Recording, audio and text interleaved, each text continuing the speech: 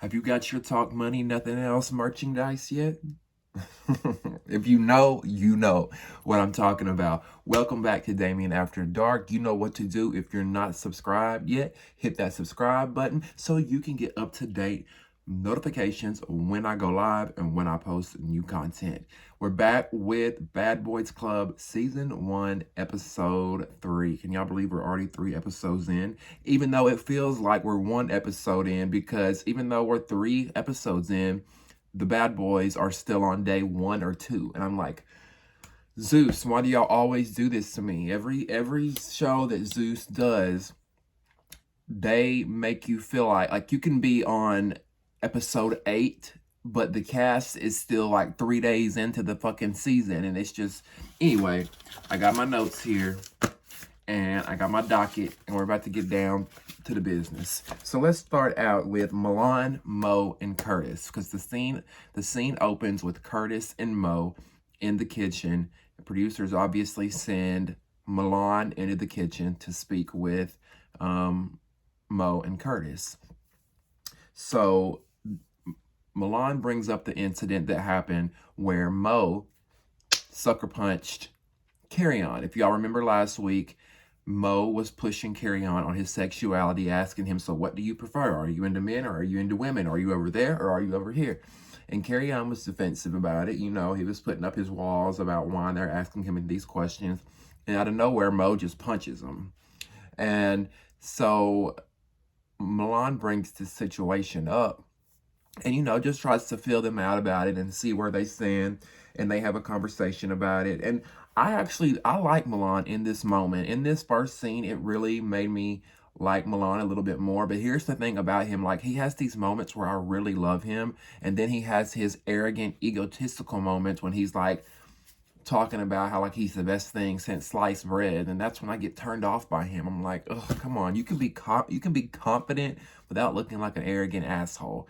But in this moment, I love when Milan is just like real and authentic and transparent, and you can just see who he is, because he stood up before Kerrion and pretty much told Moe and Curtis, look, it's none of y'all's fucking business if this man is gay or straight. Y'all are not fixing to come into this house that's majority gay men and try to make us the minority. No, you two are the minority as the heterosexual men, so you better get in line and fall in line.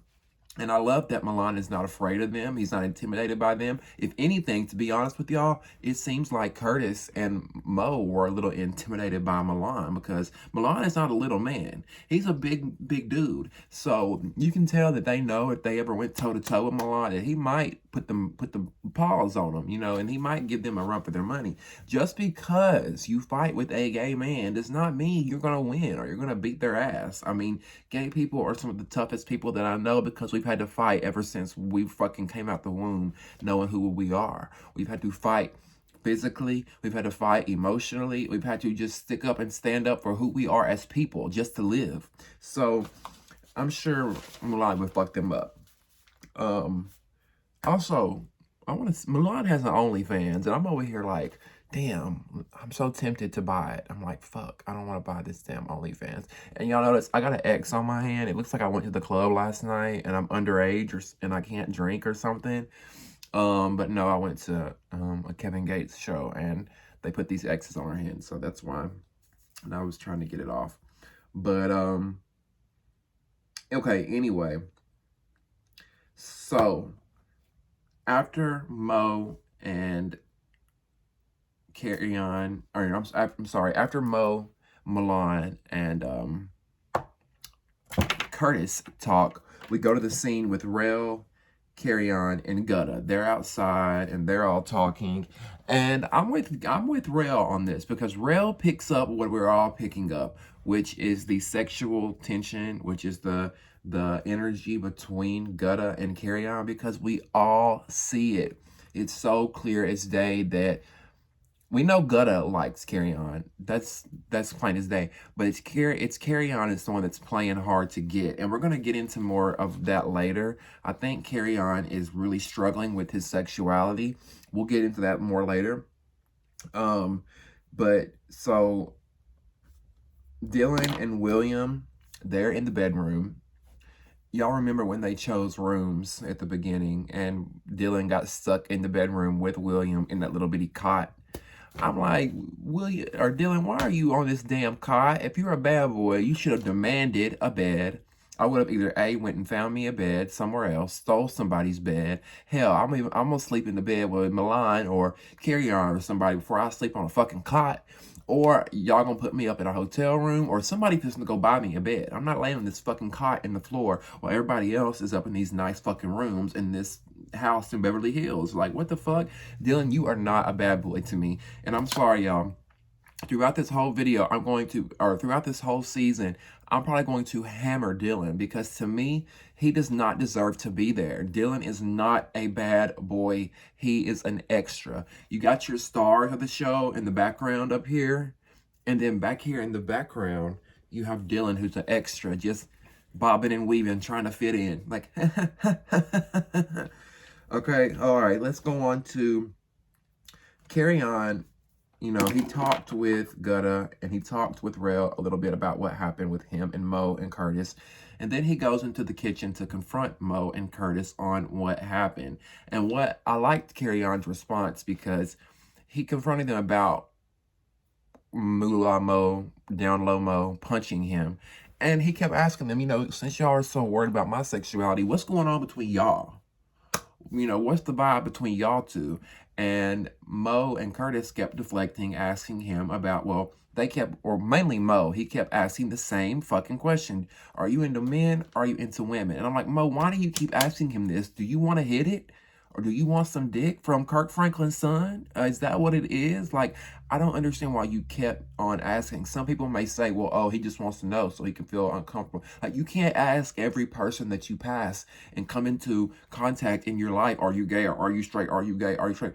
Like, and Moe even said at one point, I know lots of I know gay people, and when they come around, they address it, and they say right off the bat, no, if we as homosexual people want to fit in with the rest of society and not be judged and not be looked at like a minority, we don't have to address shit when we come into the room. Me as a gay person, everywhere I go, I don't tell people, hey, I'm gay right off the bat. There's no reason to. If you know that about me, cool. If you assume that, go right ahead. If you want to know, you can ask me and I'll tell you. But I'm not going to go in every meeting, every job, every event, every club and just be like, hey, y'all, I'm gay. Because for what? Because when we do that, y'all say we're putting it all in your face. Oh, they throwing all that gay shit on our face. Oh, it's always that gay stuff. So you can't press somebody for not wanting to talk about who they are or what they prefer when in the end, y'all always say we put it in your face. So Kerrion, he keeps saying to them, like, what are you two? Which he makes a good point because Moe and Curtis have been like this since they walked in the motherfucking door. Y'all two, if anybody, look like a couple. I was sitting here wondering who's the top and who's the bottom out of Curtis and Moe. And I'm going to get into that more later on the bus ride to the bowling event. Because on the bus ride to the bowling event, I peeped something. And if y'all peeped it, let me know in the comments. But I'll get to that later. I saw something between Curtis and Moe that made me go, But, Kerrion, he's obviously struggling with his sexuality because even though Moe is wrong in everything he's doing, his questioning, his approach, and all that, he did just ask. I mean, like, it would make all this easier if Kerrion would just have answered the question from the beginning. He dodges the question, he beats around the bush, and to me, as a viewer, it looks like that Kerrion, you know, growing up with his father being Kirk Franklin, he's probably had it drilled into his head that being gay is bad. Being gay is bad. You're going to hell. Don't disappoint your father. Don't emasculate yourself as a black man. You are not gay. You are not gay. So he's probably suppressed that for so long that he doesn't feel comfortable right away coming out with that. So who are we to judge him for that? And that's why I feel like Down Low Moe and Curtis should have fell back a little bit. First of all, you know this is Kirk Franklin's son. So if he is gay, you know it's not going to be easy for him just to come out like a lot of other gay people. You know what I'm saying?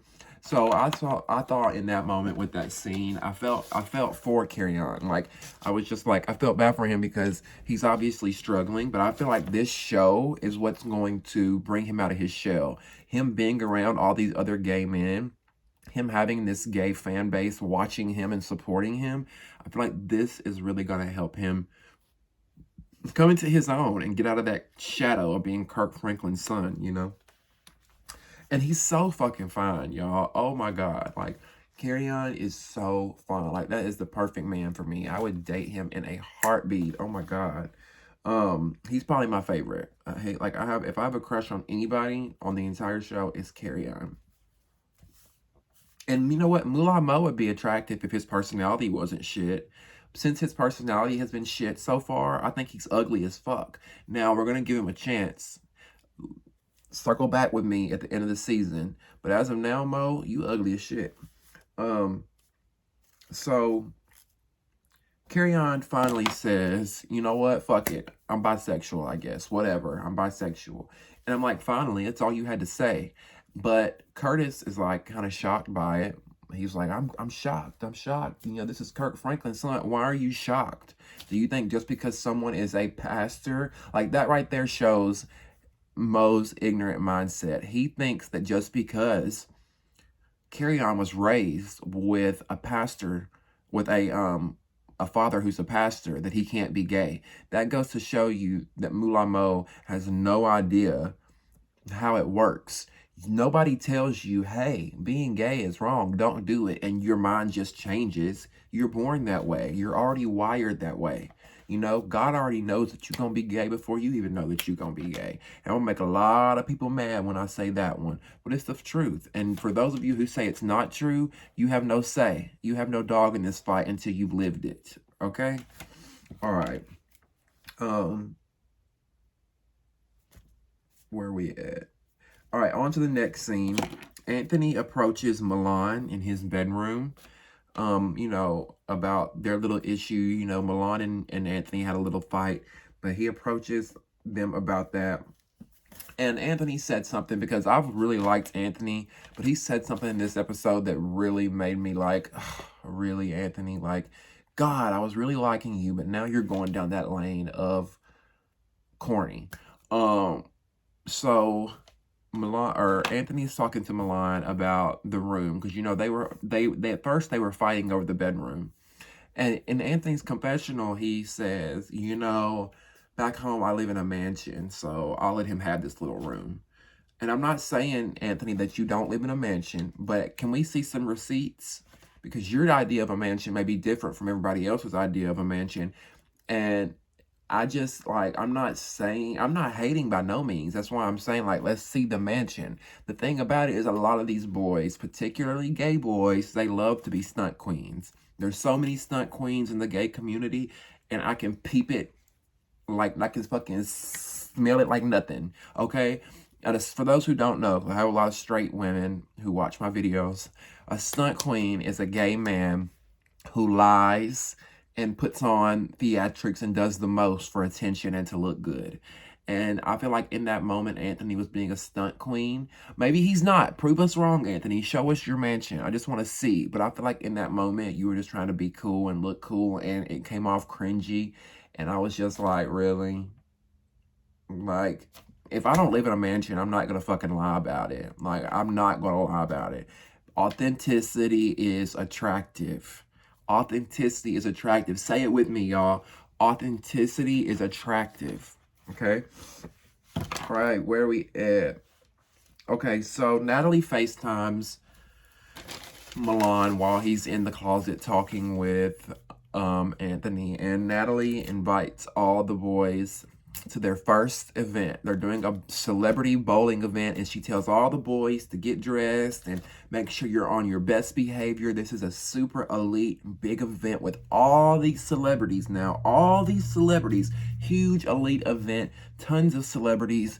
Be there. Be on your best behavior. All right, cool. The boys are excited.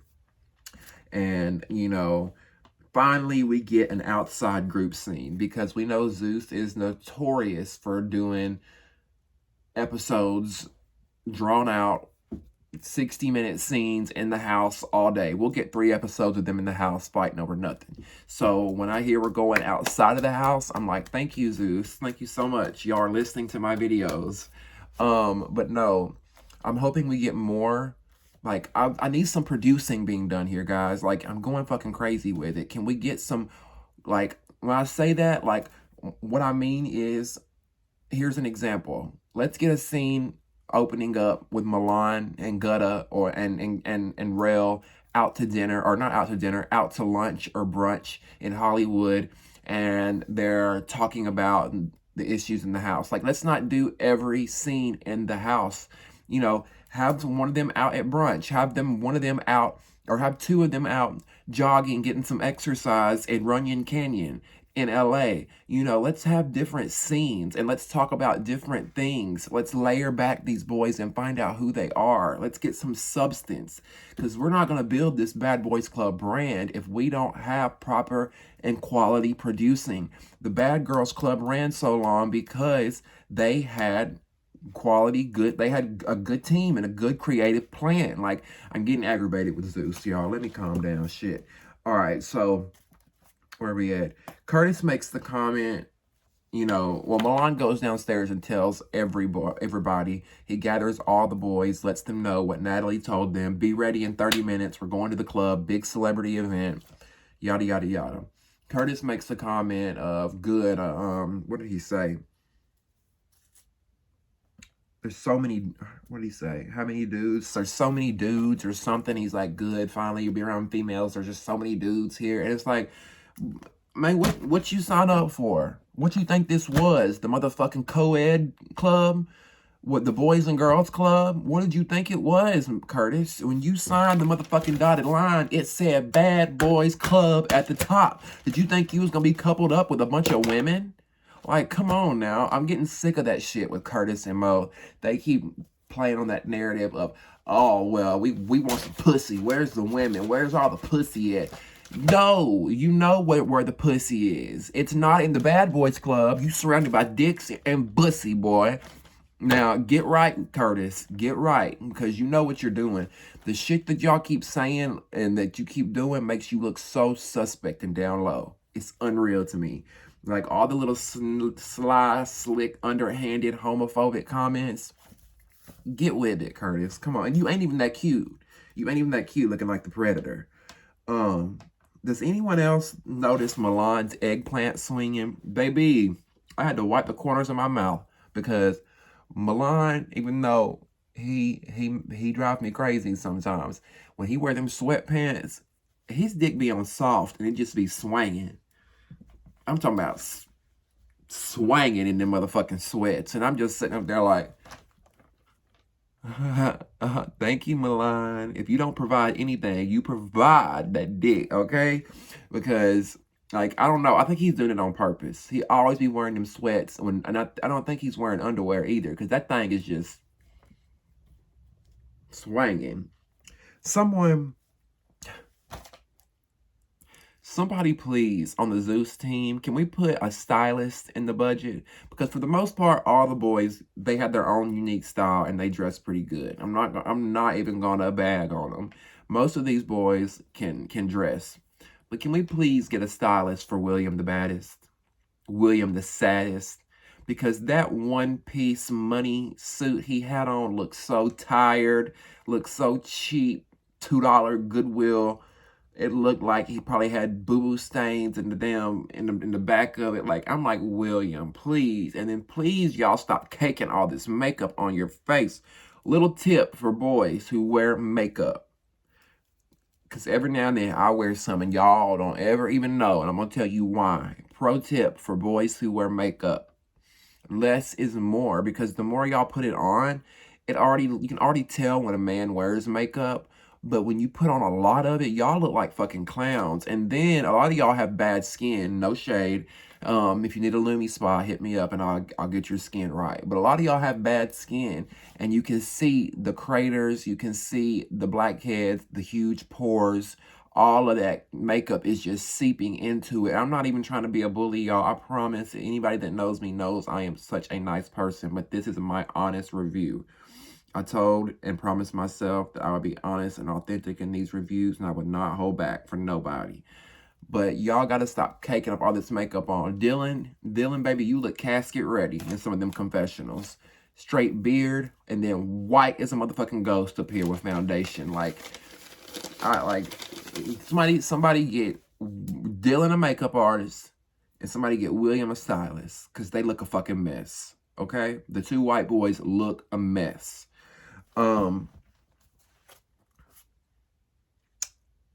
Also, speaking of clothes, Moe, down low Moe, are you just gonna wear the same shit to every fucking event, in every scene, in every green screen confessional? Are you just gonna wear that talk money, nothing else, corny ass clothing line of yours? Now, if y'all ain't noticed, he wears that shit in every scene. And here's the thing. Here's why he ain't no real clothing designer to me. What Moe did was slap some shit on a shirt and hope to sell a bunch of it and hope to make and get rich off of it.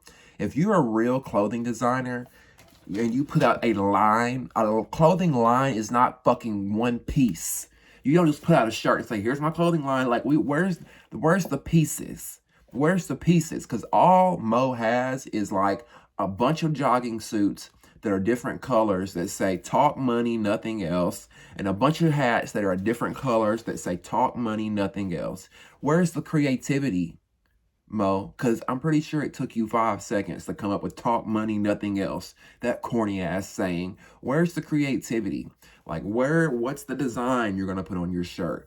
What are we doing here? What are the color schemes? Are you just gonna rip off different basketball teams? Like what are we doing? I don't get it, Moe, because the talk money, nothing else. I get what you're trying to do here. I respect the hustle. I respect you trying to start a brand and go on a platform like reality TV and try to boost it. But I'm sorry, I wouldn't buy it. I don't care if it was $10 on a clearance rack at Walmart. I'm not buying something that says talk money, nothing else. Because to me, that screams broke.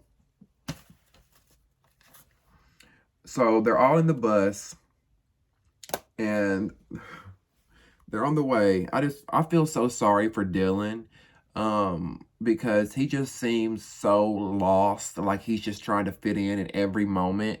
Like you can tell that everything that he says, he's overthought what he says. He's very calculated in what he says. He's very scared. He's just kind of like in the corner like this all the time. Like he don't know what's gonna happen next. Is somebody gonna pop him in the face? Or he came in wanting to be the baddest bitch and trying to be all bad, and when he got popped, Rails checked him real quick and brought him back down to here. So now he's scared and on his toes, and he don't know what's gonna happen next. And hey, yeah, and like I just feel like he's so awkward. He shouldn't be there. And can we please get a replacement for Dylan? Like, where are the replacements? And bring the replacements in, because Andrew Caldwell already went home 2 episodes ago. We need his replacement. And who else? Somebody else goes home, because we do get 2 replacements. I do know that. Yeah, and I just think, like, no shade to Dylan, but I feel like he's just trying to find himself. I don't know how old he is, but I feel like he's just in a place of trying to find himself. I really do. So here's what I was talking about earlier in the video when it came to Curtis and Moe on the bus. Like, these dudes are so homophobic and on the down low about themselves that if you pay attention in the bus scene, in the very back of the Sprinter bus is Moe, Curtis, and William. And William is sitting in a window seat. Moolah Moe is sitting at a window seat. And Curtis is sitting in the middle.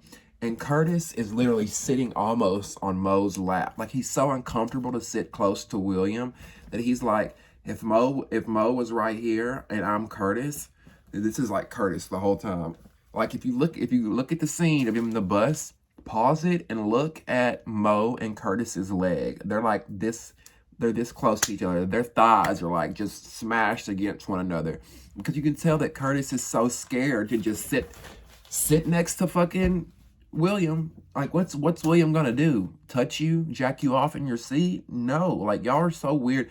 I hate straight men, how they get so uncomfortable around us gays. Like, we just gonna suck you off out of nowhere. Like, you ain't that cute, Curtis. You're not cute at all. I'm sorry. Um, and so they pull up to the bowling event, and Natalie's there. Why Natalie? And I love Natalie, but why is she there? Like, why? I thought this. You've said consecutively. You've been in every episode. Number one, Natalie. Number two, you said this every episode. You say, this is not my show. This is y'all's show. I'm gonna leave. But yet you keep showing up to every single scene. Like I don't know. Maybe it's gonna be. It would be different. Like, if in the beginning they introduced it and she was like, hey boys, I'm Natalie. I'm gonna be your host, and I'm gonna be your host for the season, or something like that. Because I get they're not doing the Bad Girls Club anymore. I get they're trying to make it a little bit different. But if you keep saying, Natalie, that you're not gonna be there, this is their show, then why do you keep popping up? Like, what I think they should have done is kind of do, like, how VH1 and MTV used to do. Like, they would have one of the girls or one of the guys, whatever, like, come out with a card. They would get like, or they would get a doorbell ring, and one of the guys would go check or go answer the door. Somebody would hand them a card, and they would read it in front of the group. They'd be like, we got something, everybody. We got mail. Or, for example, America's Next Top Model, they had Tyra mail. They would read it in front of the group. I feel like Zeus should have did something like that when it comes to producing it, instead of having Natalie pop up every time. But then again, I think maybe they were just trying to get Natalie's fans to watch or something. I don't know. She is the producer, so I don't know. Who am I to say that? So we get to the club, and a lot of the boys are complaining because, first of all, they're all trying to be on their best behavior because they all said this is a huge elite celebrity event, right? Y'all remember them saying that. But celebrities is plural, and I was expecting there to be, maybe not a bunch of A-listers, but some reality stars, some singers, some actors, and they all kept saying celebrities, celebrities, celebrities, but the only people that were there were DaBaby and London on the Track. And London on the Track is just the producer. I mean, do we even know what he really even looks like? No shade, Zeus. No shade, bad boys. But y'all kept hyping it up like there were so many celebrities at this party, and we didn't see one. We did see DaBaby at the end, which I'll get to that. But a lot of the boys brought up that William was embarrassing them because he was twerking all over the place. And at first, I was like a little bit defensive of William because I'm like, well, y'all are out, you're having a good time. But then I'm like, wait a minute, he is kind of sticking out here because you are in a bowling alley, not a nightclub. And two, you are around a bunch of celebrities, as y'all claimed, or industry people. We're at a bowling alley. You're not supposed to really be twerking. So I could see why William stuck out like a sore thumb. And you're dressed in this fucking cheap money onesie, like he's and this bright pink braid and all this makeup. Like, I could see why he stuck out. And then Moolah Moe and Curtis end up leaving because they get very uncomfortable. Curtis claims, sorry y'all, Moolah Moe claims that William the Baddest was twerking all over him and shaking his ass on him, so he got uncomfortable and he left. Now, if this is true, I agree with Mo on why he left, and I stand by him on that. But why I think Curtis, or God damn it, I can't keep their names right for nothing. Why I think Down Low Mo is lying about this is because the production didn't roll the footage. If William was twerking on Mo, don't y'all think that production would have run that and we would have saw him twerking on Mo? Also, if William would have twerked on Mo, don't y'all think Mo, being as homophobic as he is and being the way he's been the past few episodes, don't y'all think he would have put the paws on William and beat his ass in that bowling alley? I think what happened was William was twerking, as we saw on the show. He was twerking all around the room, and Mo got embarrassed, got pissed, probably saw himself in William because he's on the down low. And he got pissed, and it made him uncomfortable, and he wanted to leave. He started getting that pent up prison anger because he spent time in prison and probably dropped the soap a few times. So he started having flashbacks. He started having flashbacks when he seen William shaking that ass, and he probably remembers seeing other prisoners in jail shaking that ass. So he had to leave. So I don't buy it, him saying that William was twerking on him. William may have been twerking 5 or 6 feet from you, but I don't think he was on you, grinding on you, Mo. Come on now. That's a reach. That's a stretch. And also, you called him, what did he call William? A fruit? What did he call him? It's fruity something. No, I don't remember. He called him some sort of homophobic slur. I don't remember. Y'all have to go back and watch. But it's not looking good for Mo, because I'm trying to like him. I'm trying to give him the benefit of the doubt, and I'm hoping that he will learn and grow as a person while he's in the Bad Boys Clubhouse. But I just don't think he will. He seems like he's ignorant and stuck in his ways. So, at the end of this episode, Zeus, or the boys, start talking about how they hear a commotion going on and somebody starts fighting, and they say that the baby gets into a fight, and they show a video of the baby slamming somebody into the ground. For those who don't know, the baby is a rapper. He's a famous rapper, and I just felt like Zeus had nothing else to really show, so they had to use the baby fight for a storyline, because I'm like, this has nothing to do with the Bad Boys. I could see if the baby had got into a fight and one of the Bad Boys got hit or they were involved with it, but like obviously nothing popped off at the club or nothing popped off at the bowling alley, so they had to have some sort of content to hype the viewers up and to have something to make last and to cross over into the next episode. So they used that. And then, of course, next week's teaser episode, the sneak peek for next week shows that some juicy stuff. It looks like William may be going home. Looks like the whole house is really upset with him. So we're going to see what happens. So far, so good, I want to say. But I kind of feel like the show started up here and now it's kind of going like this a little bit. It's having its moments. Like, I like the show. I really, really do. There's just some things that I want them to tweak when it comes to the producing.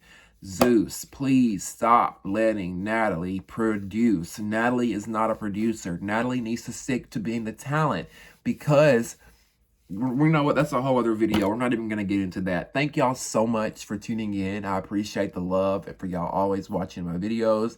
Make sure you comment below and join the conversation, because I want to hear from you. What did you think about this episode? Do you think Moolah Moe is doing the most when it comes to Kerrion's sexuality?